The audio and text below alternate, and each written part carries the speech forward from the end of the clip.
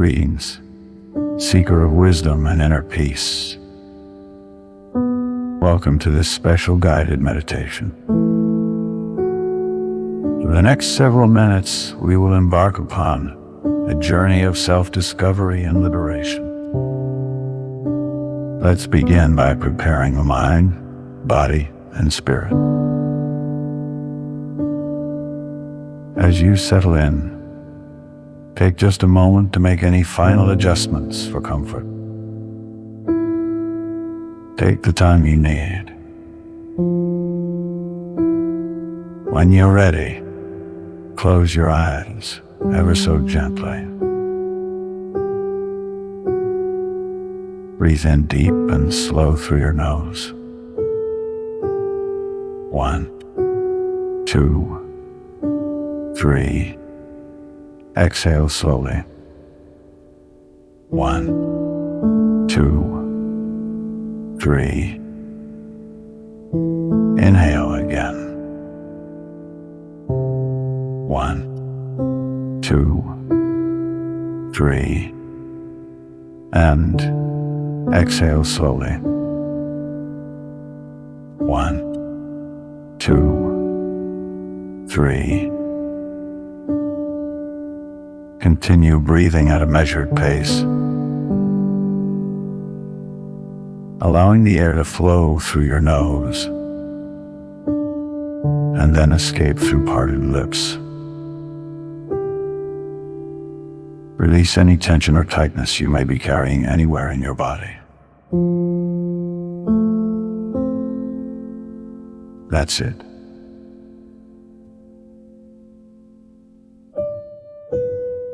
Let yourself settle into this sacred space we've created here together. Just you, your breath, and my voice guiding you homeward to the most authentic version of yourself. Inhale. Exhale. Until finally, we come to the topic of today's guided meditation. For some, a point of frustration. For others, absolute exhaustion.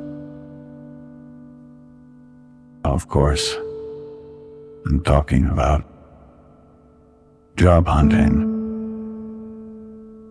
Yes. Job hunting. The relentless and often fruitless pursuit of employment in the modern job market.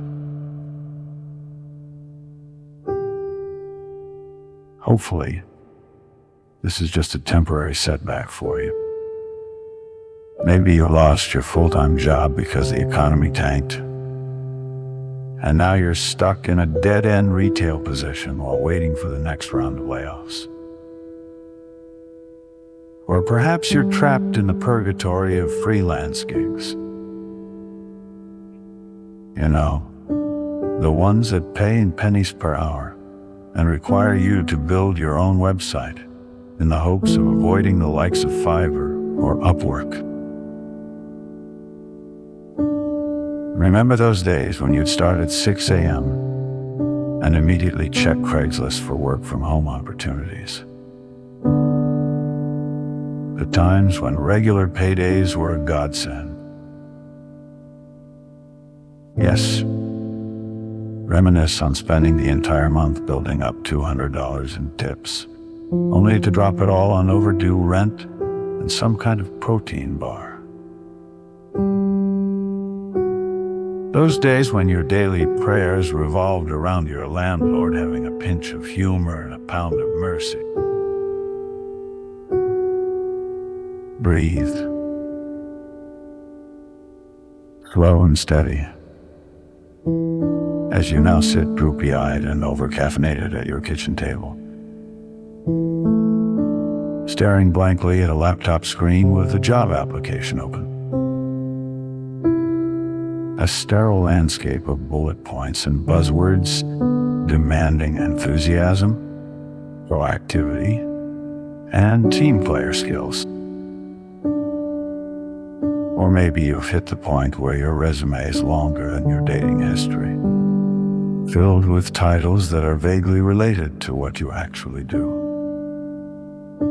Marketing associate, strategic partnership facilitator, senior consultant at a company that went out of business 10 years ago.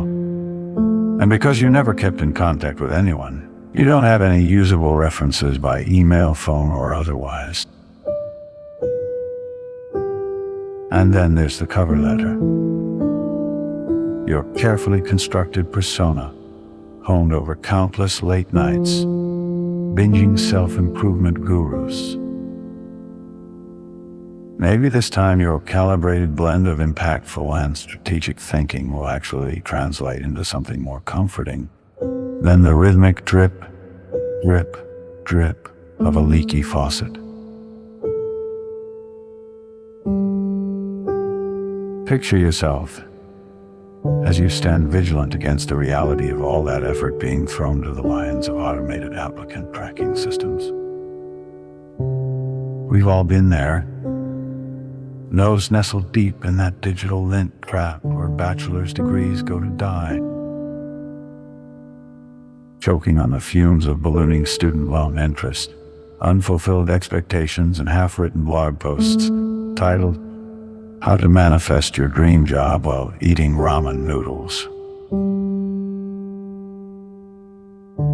All you want is to pay your bills.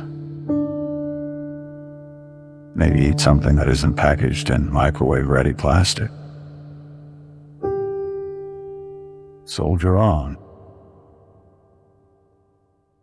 Imagine, if you will, that you're not drowning in this swamp of LinkedIn requests and unpaid internships.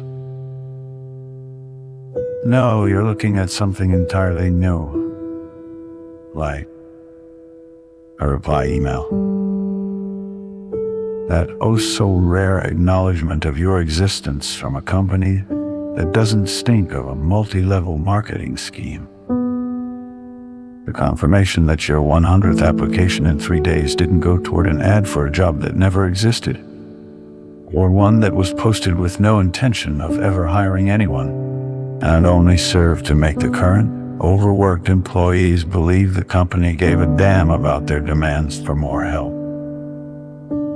No, this is a real opportunity, and they want to know if you're available for an interview. Ah, yes. You remember interviews, don't you? The meat grinder, where your online persona collides with the awkward reality of having to make eye contact with another human being over a Zoom call. Of course, you're available tomorrow morning, bright and early. Picture the scene with me now. You've spent the better part of the prior evening prepping your background, making sure there isn't a pile of dirty laundry or a half-eaten apple pie in sight. You've practiced the "tell me about yourself" monologue in the cracked reflection of your toaster oven, until you sound like a sentient insurance policy reciting its terms and conditions. And when the time finally comes, after a small snafu with your microphone settings, and forgetting to remove the tape from your laptop camera, you find it in yourself to manifest the sort of professionalism that positively radiates on screen. The interviewer asks about your skills. Didn't she read your resume? Of course not.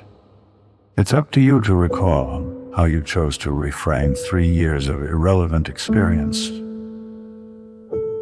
how your proficiency in Excel equates to data-driven, strategic foresight,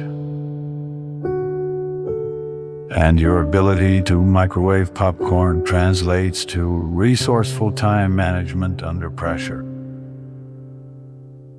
Highlight your achievements like a treasure hunter marking buried gold, even if that gold is a marginally successful team bake sale. Remember, ambiguity is your friend, and the finer points seldom matter as much as the system would have you believe. What anyone ever really wants is a story, and yours is the greatest tale ever told. Spin it. Sure, I've got no experience, but I can type 40 words a minute on an iPhone into Google Docs while walking my dog. She's a labradoodle named Sprinkles. The interviewer will probably laugh. That's a good sign, right? Of course it is. And don't forget to ask about team culture, to which she'll respond with something like, "We're family here." She might even hold up a logo-branded coffee mug. Nod politely. Maybe even chuckle. And when it's all said and done, after your corporate interrogator has said everything she needs to say and probably asked for a reference check, tell yourself that you've done everything you can. Take a walk and breathe in the fresh air awaiting you. Inhale.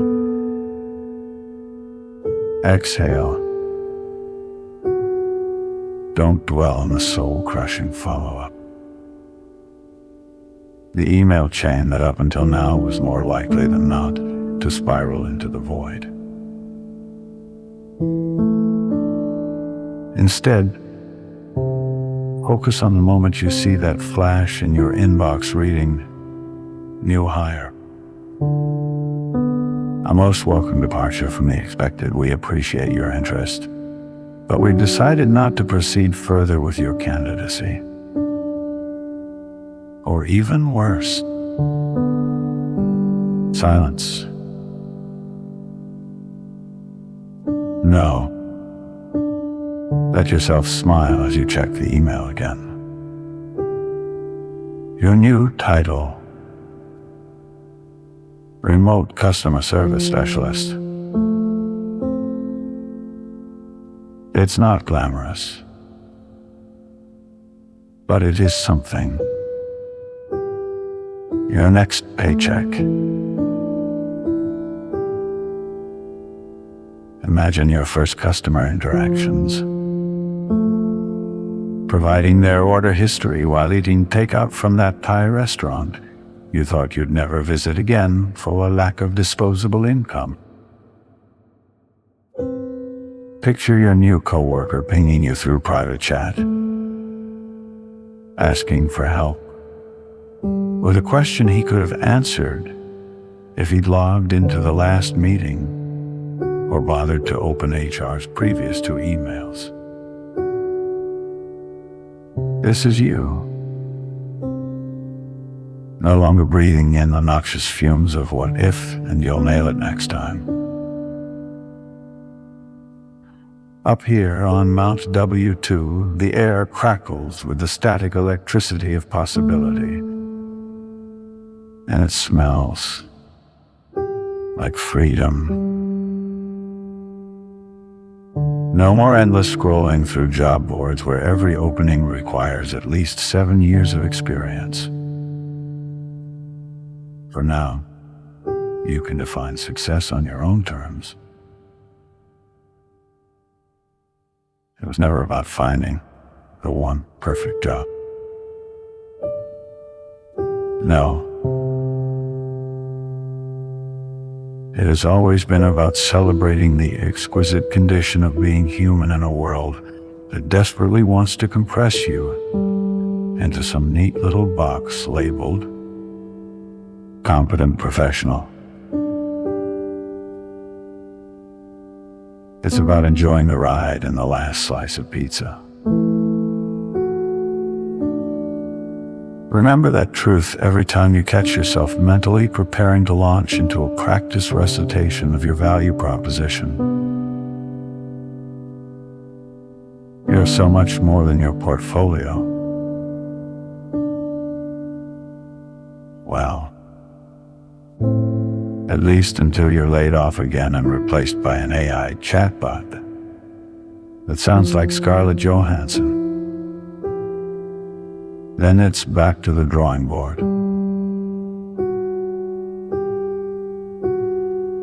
Now, one last time with me, dear spirit. Inhale.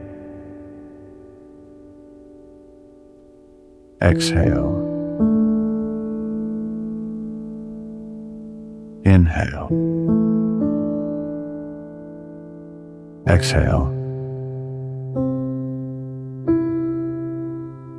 Thank you for allowing me to guide you today. May you go forth in the love and the light. Until next time, peace be with you.